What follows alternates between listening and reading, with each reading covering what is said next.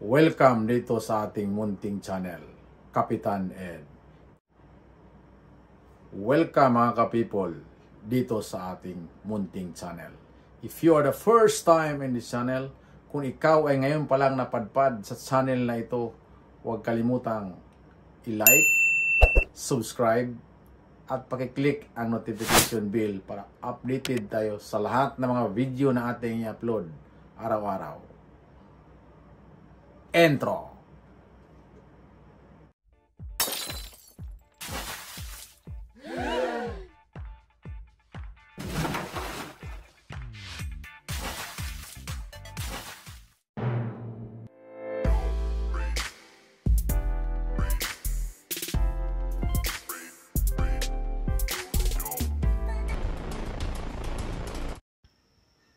Ito ang gitgitan diyan sa kalsada, biker versus itong ex-policeman na si Gonzales.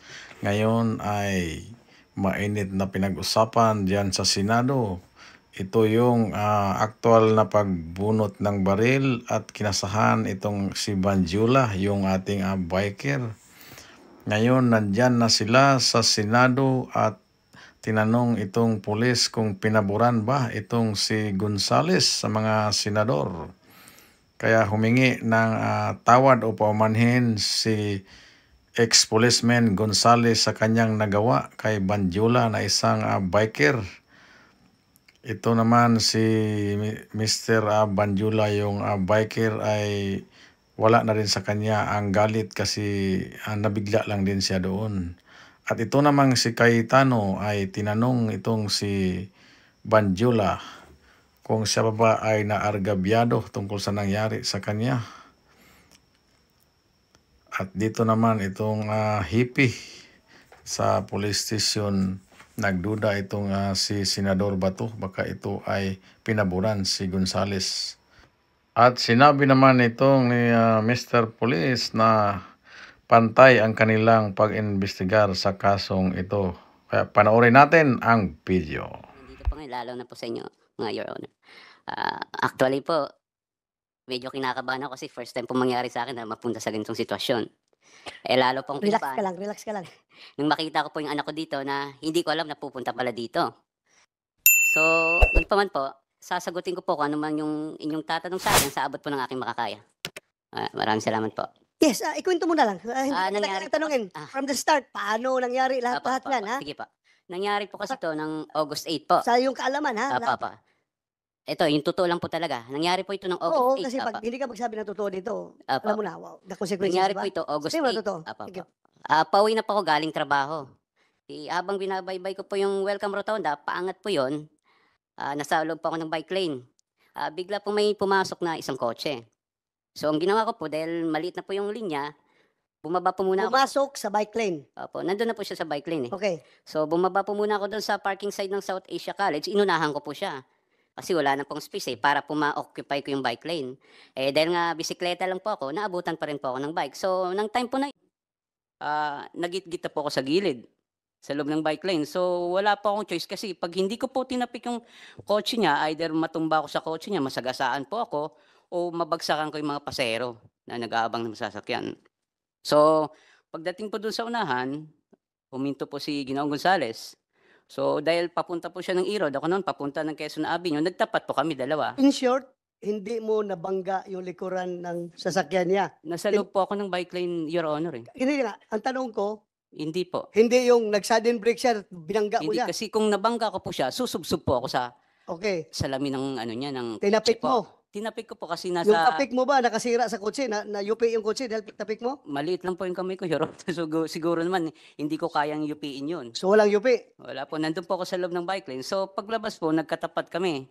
So, nakita ko nga, medyo may edad na si Ginoong Gonzales. Medyo siguro, dahil na rin po sa traffic, medyo pagod na rin, uminit na rin po siguro ang ulo niya. So, ako naman po, hindi ko na po siya pinansin kasi parang tatay ko na rin po Dumiretso na po ako. Dahil doon po sa kanto ng Welcome Rotonda, may mga lumiliko pong sasakyan na galing E. Rodriguez, saka mga sumasakay po ng mga pasahero. Lumabas po muna ako konti ng bike lane kasi hindi po makakapasok Tiyempo naman po, nang pabalik na ako ng bike lane, doon na po pumasok si Ginoong Gonzales. Doon na po niya, nangyari po yung kinat na po niya ako at nabangga ko na yung gilid ng kotse po niya. Before that, wala kayong sagutan? Yung una, yung Hindi ko na pagtapik mo? po sinagot pagbaba niya? hindi ko na po si Ginoong Gonzales kasi nga alam ko mainit na po ang ulo. Paano mo masabing mainit ang ulo? Anong Kasi pinagsasabi iba na niya? po yung itsura niya po eh. So, Alam mo may galit na po talaga sa mukha niya. Siguro dahil na rin po sa pagod, dahil sa edad na rin po. ikaw, hindi ka rin nagalit?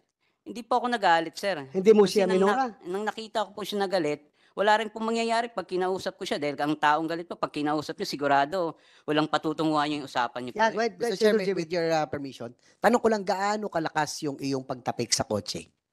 Ang tapik ko lang po, parang normal. Medyo may kalakas. Kasi sa totoo lang, Hindi, kasi sa isang interview mo, na amin mo na nangyaring may natapik mo, gaano kalakas na? Kasi, Mr. Chair, paglabas si Mr. Gonzales, mainit ang ulo eh. So gusto ko lang Yung malaman. tapik ko na, siguro nakatatlong ano ko sa kanya po, pokpok na gano'n sa gilid. Kasi para makaut ko po yung attention niya na, nagigit-git mo na ako. So doon po, nandun na po kami sa kanto ng Kitanlad, doon na po nangyari, nabangga ko na yung gilid ng kotse niya kasi alanganin na po, talagang padiretso na po ako eh. So ang nangyari po doon, lumabas na po si Mr. Gonzales, si Ginoong Gonzales, tapos yun nga po, bigla niya akong sinapok ngayon, nasa lubong ko rin ng helmet. Normal lang naman po siguro sa atin na kahit sino pong sapokin sa atin, magre-react po talaga. So doon na po nangyari, kinasaan niya ako ng barel, na bumunot siya. So after po noon, nagano po kami sa hinila niya po yung bisikleta ko kasi akala niya tatakas po ako eh. May pumagit na po sa aming siklista. Sabi ng siklista, wag naman ganun. So sabi na tatawag tayo ng polis. Doon na po nag-second motion si Ginoong Gonzales. O sige, tumawag ka ng polis. So habang dinala po namin yung bisikleta ko sa gilid, meron pong gwardiya doon. Sabi sa akin ng gwardiya, huwag ka nang sumagot kasi may barel. So pagdating po ng siklista, may dumating na rin po yung mga polis. Pagdating po ng polis, pinakalma niya po yung sitwasyon. Pagdaan po doon, tinanong po kami ng polis kung anong nangyari. Tapos sinabi niya po yung side niya, sinabi ko naman sa akin. Binigyan din po ako ng payo ng polis doon, ni Seradan. Sabi niya, susunod, huwag kang basta-basta tatapik ng kotse kasi hindi natin alam baka yung mga taong ganyan may pinagdadaanan, mainit yung ulo. So siguro, baka na-tsempo lang na sa kanya ka na ano. So ako naman po, inamin kay Seradan, sabi ko, talagang nagit-git lang po ako, sir kako. Matagal na po ako nagbabike, may 10 taon na. Pumupunta pa ako ng Makati, Paranaque, binabike ko lang po yan. So, sabi ko, talagang first time kong ginawa tumapik ng kotse. Kasi maski sa akin po yun, nagmamaneo din po ako. Pag tinapik, magagalit din po ako. So, sabi ni Ginoong Seradan, sabi niya, hindi namin pwede arestuhin si Ginoong Gonzales. Wala naman kami nakitang baril eh. So, ganito na lang, sabi niya, tatawag tayo sa traffic sector para maayos to at magawa ng incident. Hindi mo sinabi na may baril? Sinabi ko po sa kanya. Tapos ang sabi ng polis? Wala naman po silang nakitang baril, sir eh. Wala silang nakitang baril. Opo, pagdating po nila. Sinumbong mo. Kasi may Sinumbong ko. baril yan, Opo. kinasahan ako. Opo, pero sabi nga nila, wala po silang nakitang baril, kaya hindi po nila pwedeng arestuin si First, Ginoong Adan. Gonzales. Adan. Yung Adan. Ha? Hindi ba inimbitahan lahat dito na involved? Sige, continue. So yun po, nang tumawag po si Seradan sa traffic sector, siguro mga 30 minutes, dumating na po si Sir Rasay. Galing pa po sa isang responde sa traffic incident.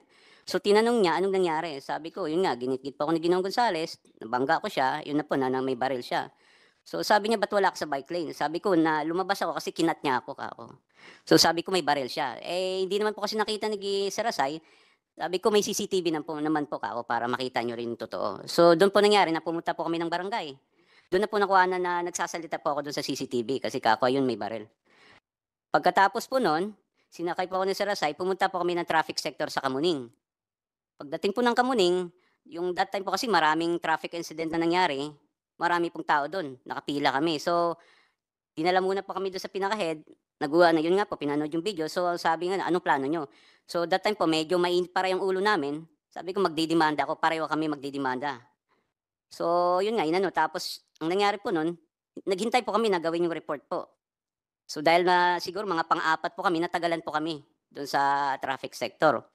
Pagkatapos po doon, ng traffic sector, inalam po nila kung saan yung nakakasakop na police station po. Yun nga po yung Galas. So, tinawag po nila doon sa Galas Station, sinundo po kami. Pagdating po doon ng mga kapulisan po natin sa traffic sector, pinasakay na po nila kami sa mobile. Actually po, pag galing po doon sa traffic sector, may isang barangay na kasapi ng barangay na nag-a-assist po sa akin nakamotor. Hanggang sa nakarating po kami ng Galas Station. Pagdating po doon sa Galas Station, tinanong po kami ng kapulisan kung ano nangyari. Yun nga po na nagkaroon kami ng tapos natutukan ako ng barel. So sabi ko doon kay Sir Kako, doon po nangyari sa Welcome Rotonda. Sabi ko, pwede natin check, baka may CCTV. So wala rin po kasing idea ang kapulisan natin that time. Sabi niya, sige, punta tayo doon. Tingnan natin kung meron tayong makikita ng CCTV para makita natin kung paano nagsimula. So pagpunta po namin doon, chinek naman po nila lahat yung CCTV po sa area na yon. Lalo na po doon sa ng Southeast Asia College. Yun nga lang po, mayroong CCTV, ang problema, sira po. At meron doon sa kabila naman po, sa isang establishmento, hindi naman po gumagana.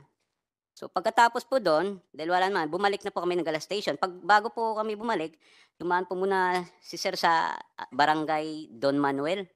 May binigay pong papel. So bumalik na po kami ng Galas Station. Pagbalik po namin ng Galas Station, abang may ginagawa si Sir doon sa niya na sinusulat, pag-isip-isip ko, Kako, malaki abala na sa akin to eh. Unang-una, walang kasama yung mga anak ko sa bahay. Wala yung misis ko po. So naisip ko naman po, Kako, wala namang mawawala sa akin kung magpapakumbaba ako, Kako. Total, wala namang nangyari sa akin. So kinausap ko po yung si officer, yung sa investigador po, Kako, Sir, magkano bang babayaran ng yung mga nadadami sa kotse na ganyan? Sabi ko, wala kasi akong idea eh. Sabi naman niya na Sandali, gano'n, anong damage pala nung kotse niya? yung nagasgasan ko po sa gilid, yung tinamaan ng handle ko. So gilid na. Opo. Hindi yung sa Mahaba tapik, kasi hindi yun. sa tapik. Hindi po, mahaba po yun eh. Mula po doon sa puno hanggang doon sa driver side po. Okay. So sabi ko doon kay Sir, sabi niya, usually sa Banawi, mga 2.5 siguro, ganyan. Sabi Sir, ganito na lang po ako. Kausapin niyo na lang po si Ginong Gonzales, pwede ko naman bayaran yung na-damage ko. Sabi ko, pwede kami mag-usap, tawagin niyo po, mag-usap kami yung lalaki sa lalaki. So nga po, siguro, dahil nag-subside na rin yung galit ni Ginong Gonzales, nagharap po kami dalawa. So sinabi ko sa kanya, Sir, Kako, kung ano may na-damage sa kotse nyo, babayaran ko yan. Pero hindi cash, Kako. Hulugan kung gusto nyo. Doon nga po, siguro napag-isip din ng Ginong Gonzales na seryoso naman pa ako sa sinasabi ko. Sabi ko, Sir, may 800 ako. Itong 500, ibibigay ko in good faith. Sabi ko, paunang bayad doon sa na-damage ko. Ngayon, kung may problema po doon, iiwan ko yung number, tawagan niyo po ako. Hindi ko po tatakbuhan yung responsibilidad ko. So doon naman po sa portion na yon, humingi din po ng pasensya sa akin si Ginong Gonzales. Sabi niya, pasensya ka na kasi pag rush hour, hindi natin maiwasan, may napapasok kami sa bike lane. So pasensya ka na doon sa nagawa ko. So doon po nangyari, nang nagkasundo kami, nagkamay po kami. Ako, wala na po akong galit sa kanya eh. Napatawad ko na po siya. So nagkamay kami, nagyakapan. Tapos ang isa pong inano ko doon sa pulis, Kako, Sir, isa lang concern ko. Kasi papadyak pa po ako pa uwi. Galing to na Welcome Rotonda hanggang Caloocan. Sabi ko, paano po yung safety ko? So, ang sabi po ni Sir, sabi niya, huwag kang mag-alala. Bakit ka? Akala ko ba nagkaayusan kayo? Nagkabalikan kayo ng loob? Oh, hindi. Kamayan pa kayo? Bago po kami nangyari, Sir, inano ko muna yung safety ko po, Sir. Eh. So, before kayo Opo. nagkamayan, Opo. bago kayo nagreglo, nagtanong ka? Opo, yun Alam mo, nga. after na. Hindi po. Sabi ko, paano po yung safety ko? Sabi ni Sir, yung sa investigador, walang mangyayari sa'yo. Pag oras na may gumalaw sa'yo, siya ang unang aarestuin namin, siyang person of interest. So sumagot naman po si Ginong Gonzales. Sandali lang ha, balikan sige ko lang yung sabi mo, nagbayad ka? Yun po yung good faith ng pagkabigay ko sa kanya, Sir Kano? Honor, 500. Kasi nung una, ayaw nga niya tanggapin. Sabi, ba't di na lang 800? Sabi ko, Sir, pangkain ko po yung 300 matitira kasi nagugutom na ako, nanginginig na ako sa gutom, Kako. Sigurado So, ka? In good faith na gusto? Opo, binigay ko po yung Bigay mo lang. Honor kasi Ayaw niya tanggapin? nung una po, kaso nang huli, nakumbinsi ko na rin po. Okay. Sabi ko, hindi ko naman tatakban yung responsibilidad ko, Kako, sa nagasgas, yung na-damage ko sa kotse mo. Babayaran ko yan, kaya iniwan ko po yung cellphone number ko po. So nang nagbitaw naman po si Ginong Gonzales na walang mangyayari sa akin, doon na po na nagkamay na po kami. Niyakap ko po siya kasi wala naman po, okay na po sa akin yun eh. Nagpakumbaba na po ako. So doon nga po sa portion na yon, pati yung anak niya, kinamayan ko kasi sabi ko walang samaan ng loob. Ayaw ko magtanim pa yun ng samaan ng loob kasi nagayos na kami. So after nun po, umalis na po sila, kinuha ko yung bike. Pag alis ko po, tinawag pa ako po ng isang pulis na investigador. Sabi niya, Sir, kain muna tayo o magkape kasi malayo pa papadyakin mo, madaling araw na. Yun nga lang po, iniisip ko yung anak ko dahil walang kasama. Hindi ko na po napagbigyan yung imbitasyon niya. Kaya doon na po, umuwi na po ako ng that time po. Doon po nagtapos yung lahat. Your Mr. Honor. Chair, pwede ko lang i-clarify yung kay... Yeah. Sir, Apa, Your clarify Honor. ko lang yung sinabi mo dun kay sa police officer Adan, no? Apa. So nung sinabi niyang walang barel, hindi niya tinanong si Mr. Gonzales, may baril ka ba o hindi? Tinanong niya po, yun lang po, hindi ko po alam kung ano yun. Kasi malayo na po distansya namin dahil pareho nga po kaming mainit. Sa'yo, hindi niya tinanong kung meron witness o hindi. Yung witness po sa baril. Actually po, maraming witness doon kung tatanungin. Ba't tinanong ba ng police? Tinanong po ako ng pulis, kako maraming tao doon, saka ako may CCTV naman kako Tapos siya. hindi niya tinanong yung mga witnesses. That time po kasi nagsialisan na po yung ano yung mga motorista, yung mga nakikiosyoso doon nagsialisan na po, kami na lang Yeah. ang No, nandoon po. paki-describe. So kung ako yung pulis at sinabi ko nga, oh, paano yung pre?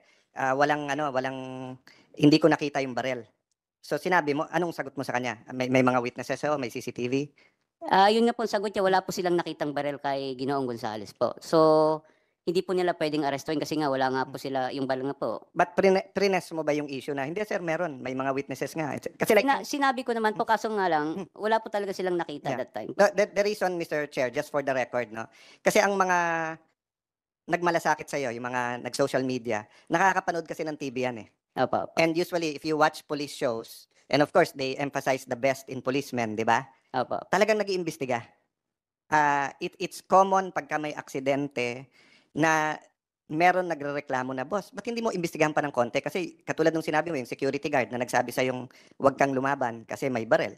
So kung yun nakausap niya at may barel, di ba? Siguro po yung security guard ayaw din po siguro makialam dun sa issue na yung Anyway, pumasok na baka po we sa can pursue that later on, Mr. Chair. Just note lang na I'm not judging si Police Officer Adan as of now, no? Opo, opo. But yun nga yung pag napapanood ng tao sa TV na bakit sila pagka ganun? Talagang grabe mag-imbestiga bago bitawan. In your case kasi parang binitawan ka agad na, sige, wala kaming nakitang barel. So, 'di ba? If I'm not mistaken, Attorney Fortune, 'di ba? Crime has just been committed. 'Di ba? So, yeah, anyway, we can pursue that later pag ikaw na ang magsasalita. Thank you. Thank you, Your Honor. General Torre, si Adan ba is taga-traffic ng Kamuning? Radan, sir, I think is first responder from Galas Station 11. Galas Station. Sino taga Galas dyan? Ikaw ang commander doon? Tawagan mo si Adan. Malapit na naman yung Galas. Sir, kaya, sir. Papuntahin dito. Kaya, sir. At saka yung sino pa yung isa? Galas. Hindi ko po na May sinabi ka pangalan kanina. Rasay. Rasay, tao mo rin? sa traffic sector po siya. Traffic, sino taga, ano dyan ka, Rasay? Okay, sige. Tawagan mo ngayon, ha? Sabihin mo, humabol siya dito. Hintayin ko siya. Ha? Okay, thank you. Sige pa, meron ka pang sabihin? Wala na po, Your Honor, yun na po lahat talaga. Doon na po nagtapos yung ano namin eh. Tapos na lahat. Opo. Ito, after lumabas, ilang weeks yun bago lumabas yung Mga 3 weeks. video? po 3 siguro. weeks. Opo. Okay. After 3 weeks, ito na, nagkagulo na. Opo. Dahil nakita nagkasal ng baril. Opo. Tapos, pinalo up ka ng polis kung mag-file ka ng kaso. Dahil nga, nagkakaroon ng public uproar. Dahil doon may sa mga- pagkasal ng baril. Sorry po.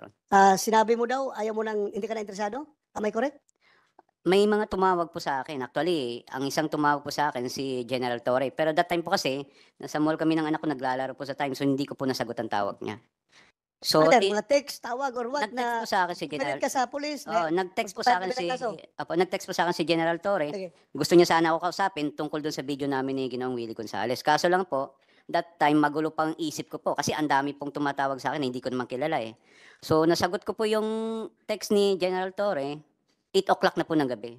So sabi ko sa kanya, sir, ayaw ko na mag-comment sa issue na yan. Kasi kako, iniisip ko naman yung safety ng pamilya ko. Tapos na po kami dyan eh. So yun po ang sagot ko kay General Torre po. Sa text niya po. At salamat naman pumunta ka dito dahil ang alam ko rin, ayaw mo daw pumunta. Hindi po.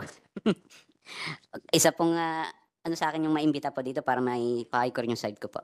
Salamat. Mr. Chairman, Salamat. isang follow-up lang sa huli niyang sinabi. Sir, yung Apa. sinabi mong safety ng pamilya mo, is that just because of yung trauma nung na bunutan ka at nakasa ng baril or meron bang incident after na may threat sa pamilya mo? Just for the committee to Wala get the po, perspective. wala po, Your Honor. So more of the trauma nung nangyaring Actually po, Your during Honor, and actually po, Your Honor, nang mangyari po yun eh, nanahimik po muna ako eh, wala akong sinagot na ano eh. Maski nga kay Jeff Capara sa Channel 2, sinabi ko tapos na kami sa issue na yun eh. So, ang ginawa ko, nang nakausap ko si Katunying, sabi ko gusto ko makaharap si Ginoong Willie Gonzales. Kasi titingnan ko po kung mayroon pa po ba ako nararamdaman na trauma, takot o galit sa kanya. Pero nung magharap po kami, wala na po eh. Ano na po sa akin, napatawad ko na talaga siya doon sa ginawa niya sa akin po. Thank you, Your Honor. Maraming salamat. Doon sa police station, were you treated properly ng kapulisan? Wala naman po ako nakita Wala kang mali reklamo po doon doon? sa ano po eh. Ginawa naman po nila yung trabaho nila. Ginawa Wala nila? po, hindi naman po ako tinakot doon eh. Hindi Maayos ka po yung tinakot? pagtrato nila. Okay ka? Actually Okay po, ka? kinakausap po nila ako doon. May binibiro nila ako para lang po mawala yung kaba ko. Yung Pero ganun. yung tagal, di ba? Anong oras nangyari yun? Alas 6? Actually po, nagtagal kami, Your Honor, sa traffic sector kasi nga marami pong inaasikaso yung investigator doon, traffic investigator. So yung alas 6, umabot ka ng alas 2 ng madaling araw, okay lang yun sa'yo? Wala kang reklamo? Wala pong reklamo doon, Your Honor. Wala kang iniisip na itong mga pulis na ito, Ay, pinabayaan wala ka? naman po. Ang sa ginawa naman po nila, trabaho po nila yun eh. Wala po akong